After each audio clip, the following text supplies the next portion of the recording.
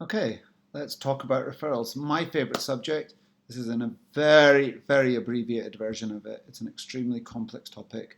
And really what I want you to be thinking is in terms of, am I getting unlimited referrals? Have I got a scalable methodology and process for creating unlimited referrals?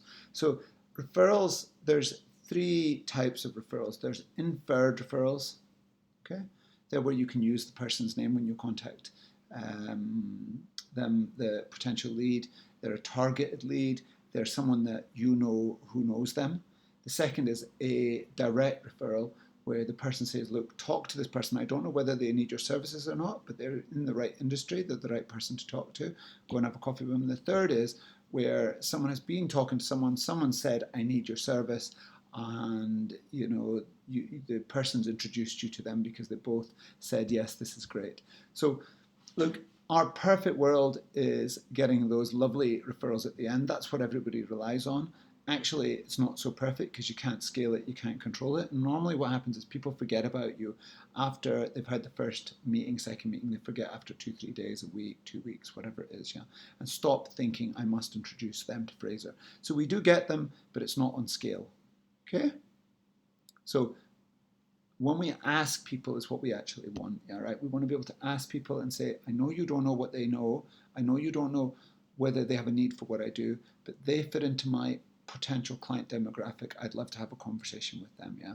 That's your scalable model within a referral base, yeah? And that's what this very brief session is about, yeah? So, look, we believe in a process. Over a period of time, you build up a relationship with a client and you build up trust. Referrals don't come without trust. So there's a trust equation there. And depending on the level of trust that you have with your client, that will depend on how easy it is to ask for referrals. So we sort of use this diagram here, right, that represents, the red is a remarkable level of service over a period of time, allows the client to, if you have a good relationship, you can ask for LinkedIn introductions. If you give a referral and then ask, you might get a referral from them, yeah? But at the top line, after 6 or 7 weeks of engaging, you can ask for inferred referrals.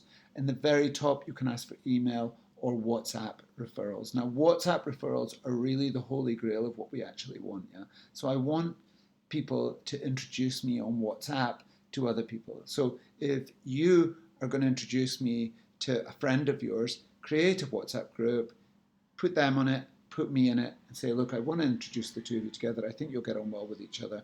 Why don't you guys grab a coffee? That's my perfect world. I want 2 or 3 of those a week, 4 a week, and I'm pretty much in utopia.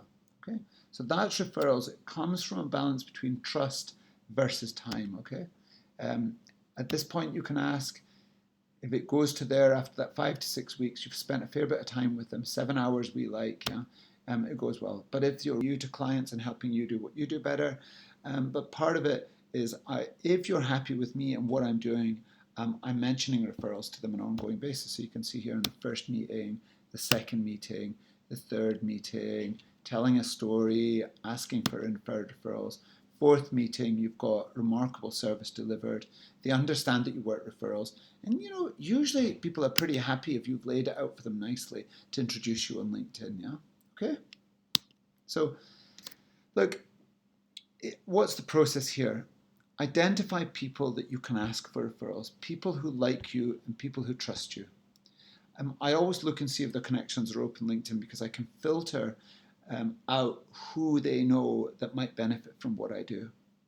I ask them for help and I book a meeting with them to ask for the help.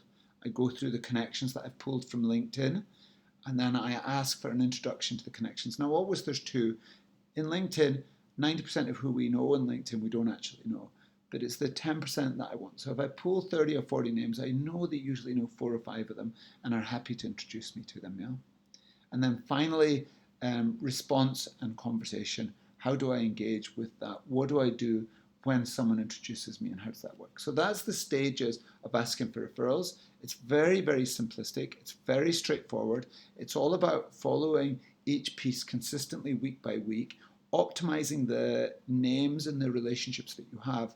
But ultimately, it comes back to trust and physically asking and asking the right way at the right time. Look, this was the exercise. Is the start process. So number one, list 5 things that you love about your company. And I like people to do that because write it down. Sometimes I find people struggle. List 3 people that potential introducers. Write your script out. It's in the section on referrals within your Google spreadsheet. And then write your demo message that you're going to send. And then go out there and let's action it with these here. Yeah, let's do it 3 times, see what happens, then come back to me and tell me about it. Yeah? Thank you.